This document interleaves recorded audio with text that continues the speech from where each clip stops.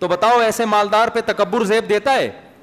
بالکل بھی زیب نہیں دیتا. آج ہمارے معاشرے میں کبر اور تکبر اور بڑے بڑے ڈائلاگ پیدا ہو رہے ہیں. آج ہم چاہتے ہیں ساری خوشیاں دنیا میں سمیٹ لیں, میری مطلب کی ساری چیزیں پوری ہو جائیں, اور جب وہ پوری نہیں ہوتی تو ہم کس میں جاتے ہیں؟ ٹینشنوں میں جاتے ہیں. تو اللہ نے کہا کہ تم غلام ہو میرے, میں جیسا چاہوں گا تمہیں چلاؤں گا. یحسب ان لن یقدر علیہ, تو سمجھتا ہے تیرے اوپر کسی کو قدرت ہی نہیں ہے؟ میں جب چاہوں گا تجھے بیمار کر دوں گا, تو صحت کے جتنے اسباب اختیار کر لے. میں جب چاہوں گا تجھے غریب بنا دوں گا, تو دولت کمانے کے جتنے چاہے اسباب اختیار کر لے. بعض دفعہ الٹا ہوتا ہے, دولت کمانے کا کوئی سبب نہیں ہوتا, پیسہ ایسے آ رہا ہوتا ہے سیلاب کی طرح, انسان حیران ہوتا ہے فلاں پیسے کی پلاننگ کر کر کے تھک گیا اور دھیلا نہیں ہے اس کے پاس, اور فلاں کے پاس پیسہ رک نہیں رہا. سمجھ میں آ رہی ہے بات کہ نہیں آ رہی؟ یہ جو موٹیویشن اسپیکر بتا رہے تھے نا, یوں کرو تو پھر یوں پیسہ آئے گا, اور پھر فلاں نے کیا تھا تو آ گیا. ان کو بولو کہ پوری رپورٹیں پیش کیا کرو ہمارے ساتھ. ایک نے کیا پیسہ آ گیا, درجنوں ایسے ہوں گے کر ہی رہے ہیں, مل کچھ بھی نہیں رہا ان کو. خیر محنت کرنی چاہیے, میں اس کے خلاف نہیں ہوں, چلے گی میرے بھائی کس کی مرضی؟ اللہ کی. تو قرآن اس آیت میں ہمیں تکبر سے منع کر رہا ہے. اس کی ایک قرآن نے مثال دی ہے کہ جس کے پاس دولت آتی ہے نا, وہ شو مارنا شروع کر دیتا ہے, اور کیا کہتا ہے, میں نے اتنا پیسہ فلاں جگہ اڑایا, میں نے اتنا پیسہ فلاں جگہ اڑایا, میں یہ, تو 2 ٹکے کا آدمی ہے اور میں اتنا مالدار. تو قرآن کہہ رہے اس بیچارے کو پتہ نہیں ہے کہ یہ انتہائی قسم پرسی کی زندگی گزار رہا ہے. میں اگر ذرا سی نظر اس سے ہٹا لوں, یہ 2 ٹکے کا آدمی نہیں رہے گا. اور باتیں کیسی کر رہا ہے؟ سمجھ میں آ رہی ہے بات کہ نہیں آ رہی؟ کیونکہ انسان میں زیادہ تر تکبر پیسہ آنے سے آتا ہے. پہلے زمانے میں صحت اچھی ہوتی تھی تو تکبر آتا تھا, آج کل پیسے سے تکبر آ رہا ہے. بالکل ہڈیوں کا ڈھانچہ ہوگا, ہڈیوں کا ڈھانچہ ہوگا, پیسہ ہے ایسے سینہ تان کے چل رہا ہوگا جیسے محلے کا دادا. یہی ہے. ایک لطیفہ بھی ہے اس پہ, لیکن وہ سناؤں گا تو کچھ لوگ ناراض ہو جائیں گے, وہ رہنے دیں, وہ پھر وہ پرانا دور آ جائے گا. نہیں وہ میں افورڈ نہیں کر سکتا, وہ پھر ویسے وہ ہے. وہ متحدہ کے بارے میں سنا دوں آپ کو؟ سنا دیتا ہوں یہاں سے. او بھائی تم لوگ ریکارڈ کر رہے ہو یار. وہ ایک چوہا جو ہے نا جنگل میں جا رہا تھا, یہ اس 92 کی بات ہے.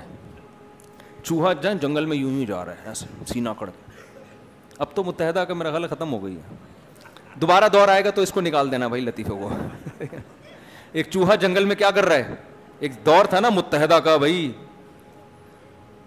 یہاں تک ہوا ہے کہ ایک خاتون کی بندے کی شادی ہوئی, بیوی انتہائی ظلم کر رہی تھی اس کے اوپر. میرے پاس آیا اس دور میں نا, یعنی یہ 97-98 کی بات ہوگی, کہہ رہے یار مفتی صاحب, مولانا صاحب, میری بیوی یہ کر رہی ہے. میں نے کہا چھوڑ دے بھائی, پھر اس کو طلاق دے دے جب اتنا ظلم کر رہی ہے. اس نے کہا اس کا بھائی متحدہ کا ہے. اس کا بھائی کس کا ہے؟ تو اس دور میں ہی بندہ متحدہ کا, چپ چاپ آرام سے چلو. تو وہ کیا ہوا ہے, چوہا تھا ایسے نا سینہ کڑا, شیر بھی کانپ رہا ہے, لومڑی بھی کانپ رہی ہے, بندر بھی, سارے کپاہٹ نا. تو ایک انسان کہیں گیا, اس نے دیکھا یار یہ چوہے کی اتنی دہشت ہے, ایسے سینہ تان کے چل رہا ہے. تو اس نے کہیں لومڑی وومڑی سے پوچھا بھائی ماجرا کیا ہے؟ اس نے کہا متحدہ کا ہے یہ. کس کا ہے؟ متحدہ کا ہے. تو جیسے متحدہ کی دہشت تھی نا, صحت ہو نہ ہو لیکن بندہ کس کا ہے؟ متحدہ کا ہے. تو اس زمانے میں صحت ہے نہیں ہے, بھرم کس کے ہیں آج کل؟ پیسے کے ہیں. تکبر میں آتا ہے انسان, بجائے تواضع میں جائے کہ میرے رب نے مجھے اتنی بھیک دے دی, پیسہ ملنے میں بھی میں اللہ کا محتاج, اور جب چاہے گا یہ پیسہ مجھ سے 2 منٹ میں چھین لے گا. تو تکبر انسان پہ زیب نہیں دیتا. تو اس آیت کا حاصل یہ ہے کہ جو نعمت بھی اللہ نے آپ کو دی ہے, آپ اللہ سے آگے نکلنے کی کوشش نہ کریں, یعنی اپنے آپ کو بھکاری سمجھیں اور یہ سمجھیں کہ اللہ جب چاہے مجھ سے یہ نعمت چھین سکتا ہے, اور دی بھی اس نے اپنی مرضی سے ہے, یہ بھیک میں ملی ہوئی چیز ہے. بھکاری کبھی اپنی نعمت پہ اتراتا نہیں ہے, شکر ادا کرتا ہے. غلط کا حاصل دیکھو, ایک بھکاری دھوتی بنیان چڈی بنیان میں گھوم رہا تھا, آپ نے کیا کیا, اس کو گھر میں نہلا دھلا کے 3 پیس سوٹ پہنا کے یا کاٹن کلف کا کرتا پہنا کے زبردست بریانی خوشبودار کھلا کے نوٹوں کی گڈی اس کی جیب میں ڈال کے چلتا کر دیا. وہ تو بچھا جائے گا نا آپ کے آگے کہ یار آپ کا کتنا احسان ہے. اب کیا ہے, وہ محلے میں یوں کر کے جا رہا ہے, ایسے نا سینہ اگڑ کے جا رہا ہے, پیسے ویسے دکھا رہا ہے, تو آپ اس کو کیا بولو گے, ابے بھائی یہ تیرے اوپر یہ چیز زیب, یہ سب کوٹ پینٹ میں نے دیا ہے, میں 2 منٹ میں اتروا لوں گا اپنے ملازم کو کہہ کے نا, گلی سے نا تمیز سے نظر نیچی کر کے گزرا کر یہاں سے. وہ کہہ رہا ہے یہ کیا ہے, میرے پاس سوٹ ہے بھائی, دیکھ رہا ہے 5-5 ہزار کی گڈی ہے, دیکھ نہیں رہا, تو کہے گا دیکھ رہا ہوں لیکن مجھے یہ پتا ہے یہ دی کس نے تجھے. زیادہ اترائے گا تو کیا کرے گا, وہ 2-3 ملازمی بلائے, اس کی پینٹ اتار پہ اس کو دھوتی پہنا نکال یہاں سے. تو جو خدا پر یقین نہیں کرتے ان میں تکبر ہو جچتا ہے, لیکن جو اللہ کو ماننے والے ہیں ان کو پتہ ہے یار ایک ایک چیز اللہ نے دی ہے, ہر چیز اللہ, اور جب چاہے چھین بھی لے, یا تو دے کے بھول گیا ہوتا نا پھر بھی کوئی تک بنتا تھا, وہ چھین بھی سکتا ہے 2 منٹ کے اندر.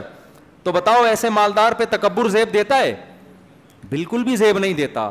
آج ہمارے معاشرے میں کبر اور تکبر اور بڑے بڑے ڈائلاگ پیدا ہو رہے ہیں, تو نہیں جانتا میں کون ہوں, میں یہ ہوں, میں وہ ہوں. اللہ کو یہ جملے پسند نہیں ہے. اور تکبر ایک ایسی بیماری ہے جس کی نقص سزا ملتی ہے, بہت سے گناہوں کی سزا آخرت میں. جو بھی اکڑا ہے نا دنیا میں اللہ نے اس کو ذلیل کیا ہے, اکڑ اللہ کو پسند نہیں ہے.